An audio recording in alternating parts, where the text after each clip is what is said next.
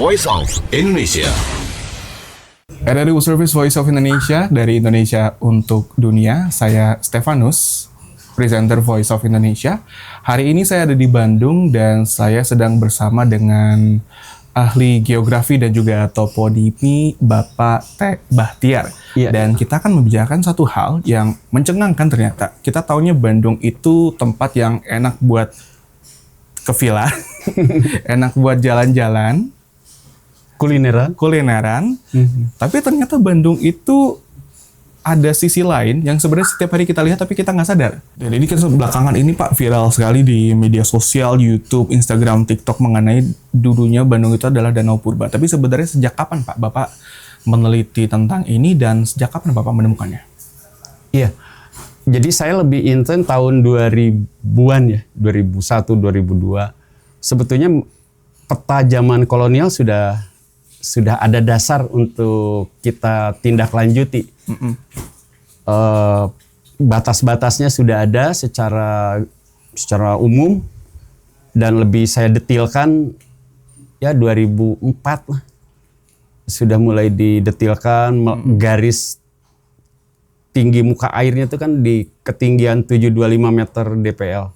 Nah itu kita detilkan di peta-peta digital sekarang. Jauh lebih mudah. Nah itu sejak 2004 dan terus berlanjut. Sampai hari ini Pak? Ya kadang-kadang menemukan hal baru. Ada? Ya jadi misalnya ada endapan danau di mana, nah itu berlanjut. Setiap kita kunjungan ke suatu tempat, biasanya ada hal baru. Ada hal baru. Jadi, iya. Tapi selain peta kolonial itu Pak, apa hal pertama lainnya yang akhirnya Bapak yakin banget dulunya ini tuh Bandung itu dulunya danau? Iya. Jadi di satu secara visual terlihat datar. Oke. Dari mulai Cicalengka sampai ke Raja Mandala, kalau kita berada di ketinggian itu terlihat datar sekali. Nah itu satu. Yang kedua hasil pemboran. Jadi misalnya hasil data pengeboran dan dimuat di jurnal-jurnal, kita bisa manfaatkan bahwa endapan danaunya itu tebal sekali. Jadi pengertian tebal ada yang 75 meter, 100 meter, bahkan ada yang lebih. Oke, endapan danau ini seperti apa sih Pak? Endapan danau itu dalam bahasa masyarakat seperti lumpur lah. Lumpur, oke. Lumpur, gitu. Lumpur sawah. Oke, lumpur sawah, lumpur ya di sawah lah ya Pak ya? Iya, lebih spesifik seperti lumpur sawah lah. Di kedalaman ini, di bawah ini tuh seperti lumpur sawah. Jadi jenuh air. Oke. Batuannya belum kompak, belum padat, belum masif. Jadi masih seperti lumpur sawah. Oke, itu di kedalaman berapa Pak dari permukaan kita misalkan? Iya, kalau menggali sumur 10 meter aja sudah. 10 meter itu udah lumpur? Sudah lumpur. Berpikir keras saya. Ternyata 10 meter. Saya pikir 20 meter ke bawah Pak. Dalam lagi. Tapi secetek itu ya Pak? Iya, jadi semakin ke tengah dari danau Bandung Purba, itu semakin dalam. Di pinggir-pinggir danaunya tentu lebih dangkal ya. Bervariasi. Di pinggir sekali mungkin ada yang cuma 1 meter, 2 meter, makin ke tengah danau itu semakin dalam. Semakin ke tengah danau. Tengah-tengah danaunya ini di mana Pak? Kalau sekarang bisa dicirikan untuk mudahnya kita Citarum. Citarum. Kiri kanan Citarum. Kira-kira tengah-tengah antara Cicalengka Raja Mandala, di utaranya Jalan Merdeka, di selatannya Majalaya, Ciparai. Nah, di tengah-tengahnya itu bagian yang dalam. Maksudnya tuh pengertiannya tuh tebal, endapannya tebal. Endapannya tebal ya Pak? Iya, endapan lumpurnya tebal. Bandung ini kan kita lihat juga bukan cuma endapan ya Pak. Tapi selain endapan itu ada tanda-tanda lain nggak Pak? Misalnya, kalau kita lihat dari Punclut nih Pak. Iya. Itu kota Bandung dikelilingi gunung semua Pak. Itu apakah juga menjadi pertanda? Di antara gunung Bandung iya, tapi yang menjadi indikator bahwa itu danau adalah permukaannya yang sangat datar dalam area yang luas. Terus dalam kehidupan sehari-hari terasa misalnya aroma air. Oke. Begitu air keluar dari sumur yang dangkal, aromanya tuh aroma lumpur. Gitu, agak bau-bau lumpur. Yang kedua, warna. Jadi warna daerah lumpur itu warnanya kalau banyak zat besinya itu warnanya tuh kekuningan. Kuning merah gitu. Jadi kalau nyuci baju putih cepet jadi krem. Itu penyebabnya ya Pak? Itu salah satu indikator ya. Indikator aroma, bau, warna. Terus secara visual yang lebih luas itu datar. Kalau misalkan kita tahu ada ciri-ciri tadi semuanya Pak. Kenapa sekarang Bandung udah nggak jadi danau lagi? Iya, Danau Bandung Purba itu bobol, lalu menyusut airnya di 2 tempat. Ada 2 tempat? Ada 2 tempat, satu di sekitar Raja Mandala di antara Puncak Larang dan Pasir Kiara. Kira-kira dari Bendungan Saguling itu 1-2 kilometer ke arah hilir ya.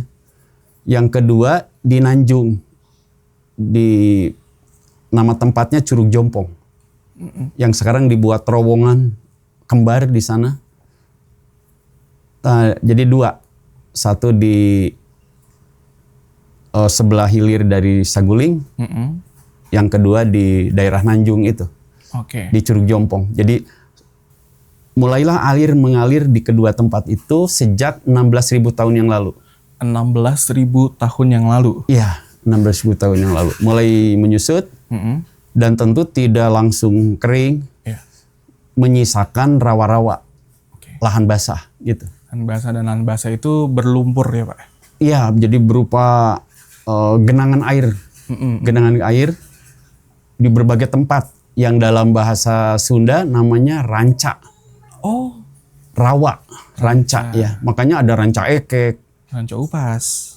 Kalau di sini ranca bolang, ranca upas di gunung. Oh, di gunung. Iya. Ranca bolang, ranca ekek, ranca orai, ranca yang gitu-gitu lah. Iya.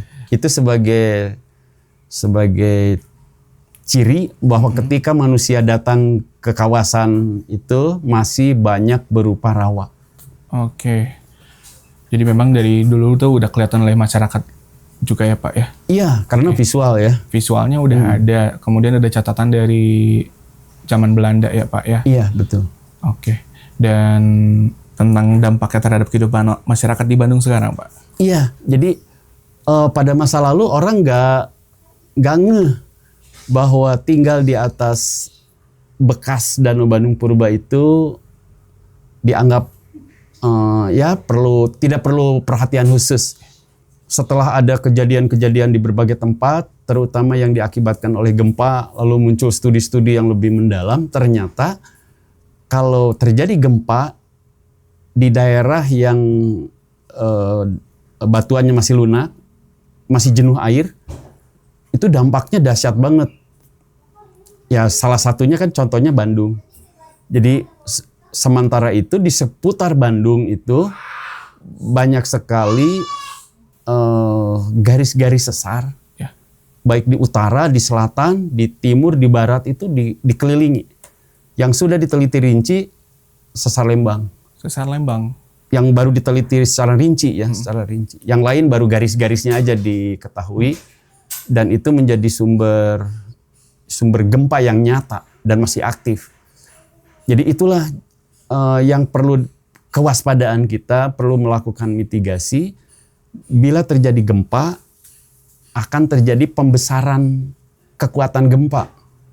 Jadi kalau di batuan yang di sekeliling cekungan Bandung, gempanya misalnya 4 atau 5, di endapan Danau Bandung Purba tadi, di lumpur tadi, terjadi pembesaran. Jadi 5+ atau 4+ gitu. Itu sudah hasil studi di berbagai tempat. Kesimpulannya begitu, ada terjadi pembesaran goyangan. Goyangan ya Pak ya? Iya, itu yang harus diwaspadai. Oke.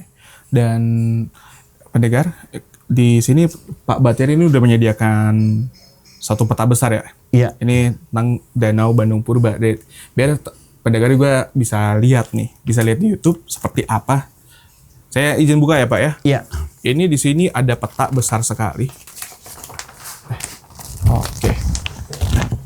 Nah, ini tadi kita bicara soal, kita mulai dari yang tadi ya Pak ya. Ini kan berarti yang biru ini danau ya Pak? Iya. Ini endapan danau nih. Endapan danau. Yang sekarang sudah penuh dihuni. Dan tadi yang Bapak sebut bocor itu sebelah mana Pak? Satu di sini, Ya. di sini. Heeh. Kedua di sini. Oke. Jadi pertama di nomor 1 ini dia bobol Mm-mm. ke sini. Jadi sungai ya Pak ya? Iya, jadi sungai. Mm-mm. Ini terus menyusut, airnya berkurang, Ya. memicu erosi ke hulu. Mm-mm. Lalu di daerah Nanjung, di Curug Jompong di sini bobol. Bobol ya? Oke, kalau ini Ini jadi mengering. mengering ya? Kalau ini kan tadi bobol karena erosi ya Pak? Erosi ke hulu yang Erosi ke dipicu hulu, juga iya. oleh gempa. Oh ada gempa, jadi Sebab garis-garis sesarnya ada juga di sini. Garis sesar oke. lokal ya. garis sesar di sini ya Pak ya? Iya. Kalau ini penyebab bobolnya kira-kira apa Pak? Iya sama. Jadi kalau tidak ada pemicu gempa, ini batuannya keras sekali. Seperti adonan beton loh. Cor beton, jadi kuat sekali, breksi. Ya. Kalau tidak ada bantuan gempa, erosi sangat lambat. Jadi harus digoyang gempa, nanti batuannya rontok, air bisa masuk secara evolutif ya. Ya. Dan ini bobolnya ini terjadi 16.000 tahun yang lalu. Iya, kira-kira 16.000 tahun yang Kira-kira lalu. 16.000 tahun yang lalu. Nah, yang Curug Jompong ini, yang di Cukang Rahong ini, Cukang yang di Rahong. sini. Oke, ini Cukang Rahong di sini. Ini Iya. gambarnya. Ini Di sini. di bawah situ ya Pak ya. Iya.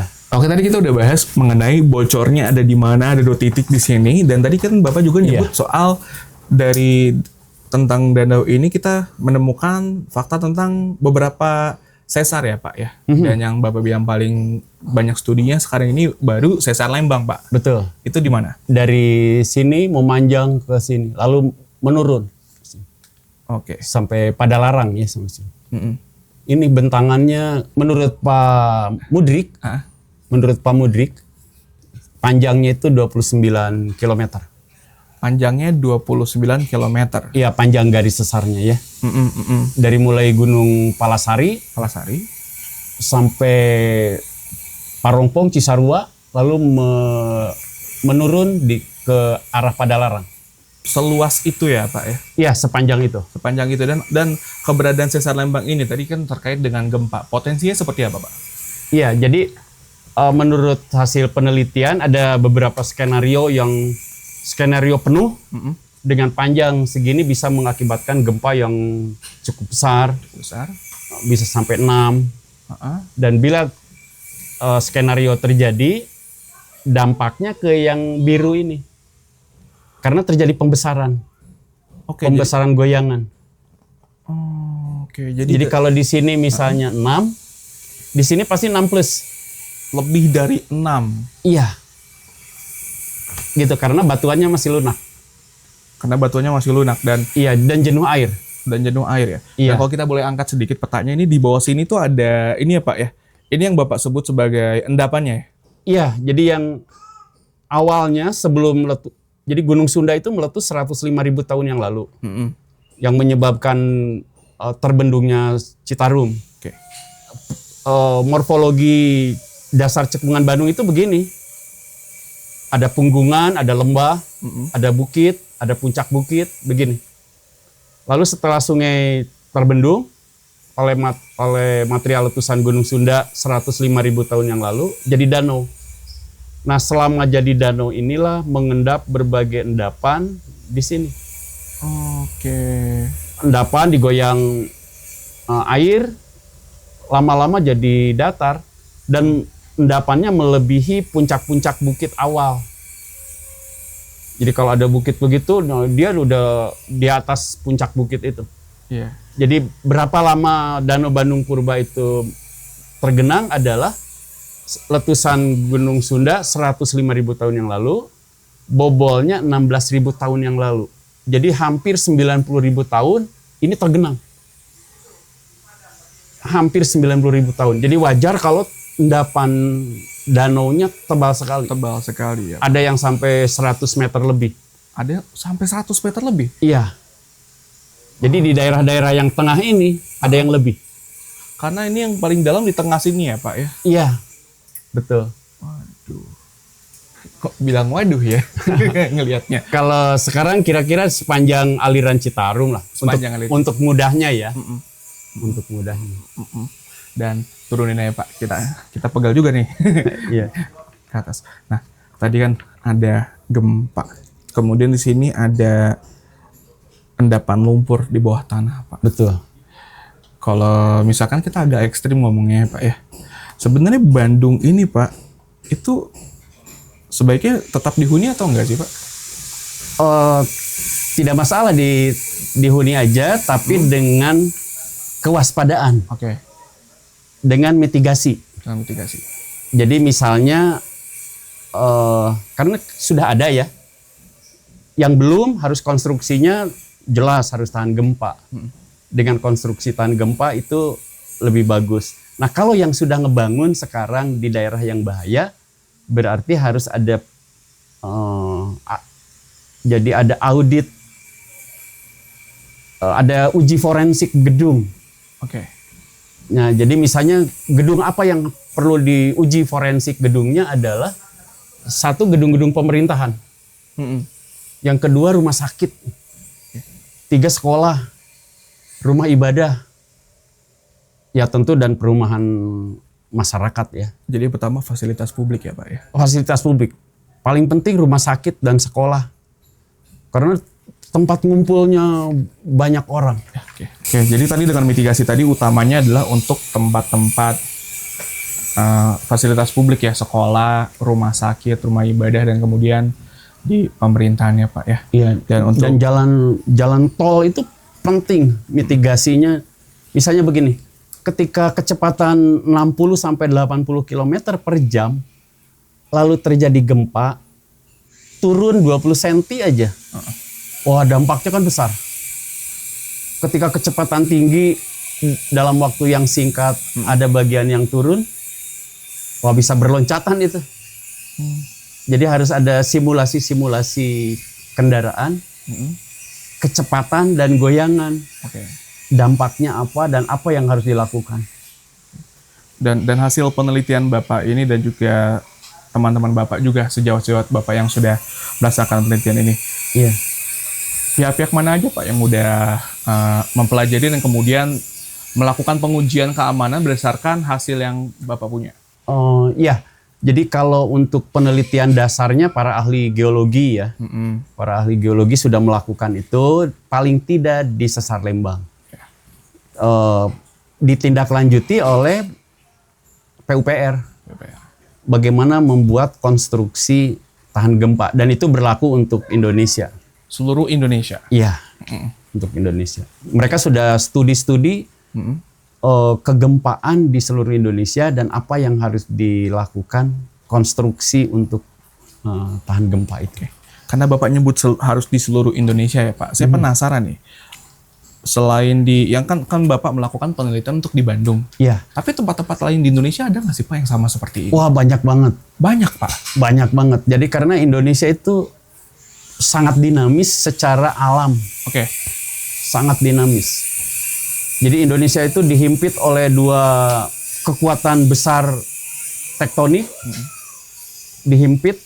Nah itu dampaknya itu misalnya mengapa Pulau Jawa arahnya begini barat timur, mengapa Sumatera nyerong, mengapa Sulawesi seperti huruf K, itu tidak tiba-tiba jadi begitu. Mengapa Papua bentuknya seperti burung, gitu. Itu ada sebab-sebab tektonik yang sangat berpengaruh pada pembentukan pulau-pulau dan dinamika buminya. Gitu. Jadi dinamika bumi itu adalah gempa bumi, ada gunung api. Yang jelas itu kalau ke Indonesia Timur, di Nusa Tenggara, itu sebetulnya rangkaian gunung-gunung api. Lalu saling tersambung menjadi pulau. misalnya Pulau Flores, itu rangkaian gunung-gunung yang tersambung jadi pulau. Sebetulnya Pulau Jawa juga begitu. Pulau Jawa juga tadinya seperti itu. Tadinya begitu. Jadi kumpulan dari gunung-gunung yang langsung tersambung. Jadi pulau sebesar ini. Di samping ada pengaruh tektonik lainnya. Oke. Iya, ada pengangkatan, ada penurunan. Berarti misalkan kita bicara soal puluhan ribu, ratusan ribu tahun ke depan, bisa jadi Jawa sama Sumatera kesambung dong Pak sama Krakatau. Kalau dengan Krakatau itu mungkin malah agak menjauh selatnya. Jauh ya? Tapi yang mendekat itu ke arah Kalimantan. Gitu ya. Australia dengan Papua. Iya. Dan suatu ketika bentuk Indonesia juga tidak seperti yang sekarang tentu ya. Gitu. Terhimpit terus.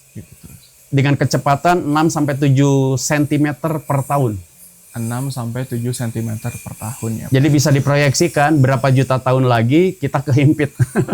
Bareng-bareng nih semua ya Pak? Iya, kembali ke sekian puluhan juta tahun yang lalu. Dulu namanya apa ya Pak? Pangea ya? Iya, yang gitu. Lalu pecah, bergerak, menjauh, ada yang mendekat. Gitu. Ntar ya bisa ngumpul lagi atau bisa berubah lagi ya Pak ya? Iya, nah, dinamis terus. Dinamis ya. Nah, kalau kita kembali tadi Pak kan soal Bandung itu seperti danau dulunya. Nah, kalau tempat-tempat lain Indonesia yang ternyata dulunya danau juga dan juga butuh kewaspadaan lebih itu yang Bapak tahu di mana aja Pak? Ya seperti yang pernah terjadi di sesar Palu Koro di Sulawesi Tengah sampai ke selatan. Itu kan menyilang begitu panjang. Dan buktinya di sana pernah ada peradaban yang sangat maju di Lembah Bada dengan patung-patung granit yang raksasa, lalu ditinggalkan. Nah, sangat mungkin ditinggalkannya tuh karena ada bencana. Nah, bencana yang paling sangat mungkin terjadi adalah gempa.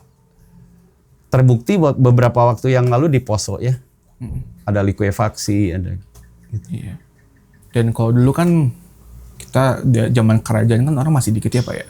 Kalau misalkan tempatnya berbahaya, mudahlah tinggal pindah Pak. Sekarang kita lihat kalau kita lihat konteksnya Bandung udah padat Pak. Iya. Orang-orang juga mikir, oh enak nih ya tinggal di Bandung. Makin padat Pak. Itu kita harus ngapain ya Pak ya?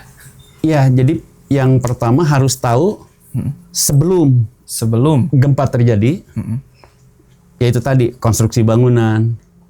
Harus tahu apa yang harus dilakukan sebelum terjadi.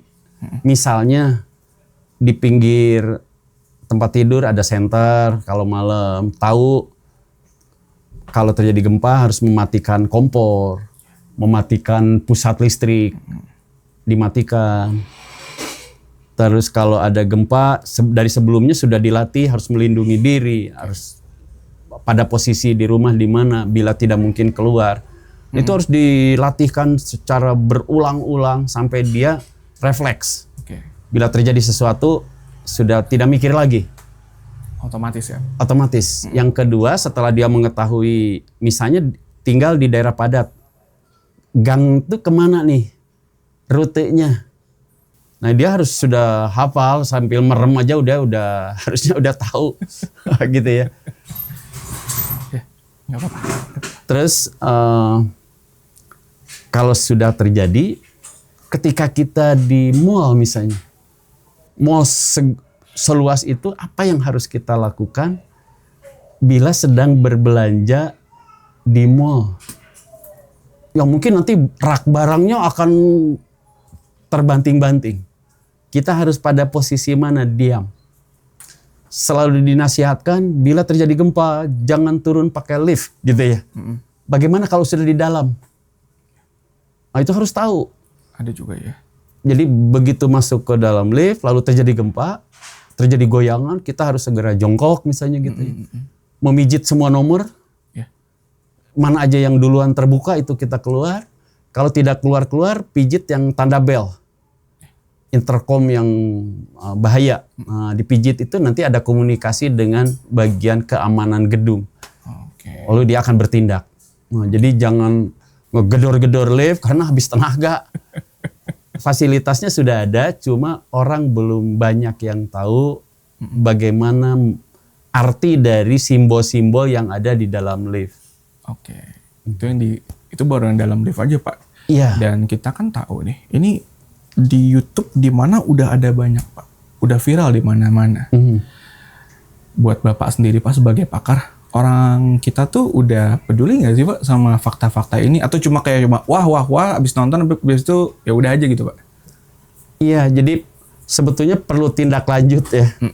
Perlu tindak lanjut. Jadi mereka itu baru tahu. Jadi pada tataran semua itu yang sekarang di level manapun baru tahu. Belum meningkat ke ngerti. Gitu. Kalau sudah mengerti, harusnya nanti bisa melakukan. Kalau dia bisa melakukan, nanti dia menyatu dengan apa yang harus dilakukan. Jadi yang tadi refleks itu. Dia harus bisa dengan seketika melakukan apa bila terjadi sesuatu. Gitu. Jadi dari tahu, memahami, dan kemudian dapat melakukan. Iya. Jadi informasi yang kita dapat ini harusnya kita pahami dan juga bisa menjadi bahan untuk membuat keputusan apapun ya, Pak ya? Iya. Jadi dan ini harus di berbagai sektor. Harus di berbagai sektor. Misalnya ketika berada di rumah ibadah terjadi gempa, apa yang harus dilakukan? Jadi jangan berpasrah. Oh, gimana Tuhan aja nggak bisa. Kan Tuhan sudah mengatakan, nabinya sudah mengatakan, tambatkan dulu untamu, baru kau tawakal. Jadi betapa menghargainya usaha. Nah, apa usaha manusia nih? Jadi harus ada latihan-latihan, ada drill yang rutin untuk melakukan suatu kegiatan. Misalnya, bila ada terjadi gempa harus merunduk, melindungi kepala. Dan itu harus berulang-ulang dilatihkan. Misalnya, kalau di sekolah, itu pada akhir minggu, Jumat siang, harusnya ada bunyi bel, lalu ada instruksi, seolah-olah terjadi gempa. Nah, siap tidak? Itu yang guru-guru yang masih di dalam kelas memberi instruksi, merunduk, lindungi kepala. Nah, gitu. Itu harus terus sehingga menjadi refleks, menjadi menetap. Kebiasaan itu harus menetap dalam raga, dalam jiwa. Nah, kalau sudah menetap dalam raga dan jiwa, goyangan sedikit aja dia sudah refleks, sudah seketika. Gitu. Nah, tapi sekarang bukan refleks panik kan, Pak? Bukan, jangan panik. Jangan sekali-kali panik. Sebab panik itu dalam kondisi yang kritis sangat berbahaya. Ada orang iseng lari ke tempat yang salah, pasti diikuti. Jadi harus sangat hati-hati, nggak boleh iseng dalam kondisi. Kayak ini penting, kita harus tahu, kita harus memahami sebelum bikin keputusan tadi ya. Iya. Misalnya begini, ketika berkendara di jalan tol, terjadi gempa, apa yang harus dilakukan? Sudah ada sosialisasi belum? Harusnya kan segera menepi, gitu ya. Karena menghindari benturan, keluar mencari tempat yang paling aman, dikunci, tinggalin aja mobilnya. Kalau tidak, ya kena benturan. Nah, gitu. Kecepatan tinggi ditambah goyangan, benturannya akan besar. Kita kan udah bahas macam-macam ya, Pak ya, soal. Jadi penelitian ini tujuannya bukan cuma mengetahui masa lalu, tapi juga untuk menyelamatkan masa depan kita semua ya, Pak ya. Ya, masa kini dan masa depan. Masa kini dan masa depan. Saya langsung mikir masa depan aja, Pak. Ternyata kita masih hidup masa kini ya. Iya, kita masih hidup masa kini. Harus diselamatkan. Harus diselamatkan juga. Iya. Dan sampai sekarang pun penelitian ini masih, kalau ada temuan-temuan baru ya, Pak ya. Dinamis, terus berevolusi ya. Terus berevolusi dan kita juga jangan cuma sekedar tahu, tapi juga bisa memahaminya ya, Pak ya. Iya. Memahami betul. dan dapat melakukan. Dapat membantu kita untuk melakukan atau membuat keputusan. Betul. Oke. Semoga ini kita bukan cuma dengerin ngobrolnya aja ya pendengar, tapi kita juga paham bukan cuma tentang di Bandung, tapi juga dicari tahu lagi juga di rumah kita masing-masing ya. Iya, seluruh Indonesia. Di seluruh Indonesia atau bahkan mungkin pendengar luar negeri yang paham bahasa Indonesia juga perlu tahu juga di kampung halamannya seperti apa sehingga kita bisa lebih aman lagi. Betul. Dan kalau ada kejadian sesuatu kita nggak panik lagi, kita udah tahu apa yang harus Dilakukan. Iya. Oke, terima kasih Pak Bahtiar sudah sama-sama. bergabung bersama kami di Voice of Indonesia. Semoga sehat terus Pak ya. Amin. Semoga penelitiannya lanjut terus dan bermanfaat bagi kita semua. Sehat semua, selamat semua. Oke. Baik, pendengar, itu tadi bincang-bincang singkat kita dengan Pak T. Bahtiar. Saya Steve. Tetap bersama kami di Voice of Indonesia, dari Indonesia untuk dunia. Voice of Indonesia.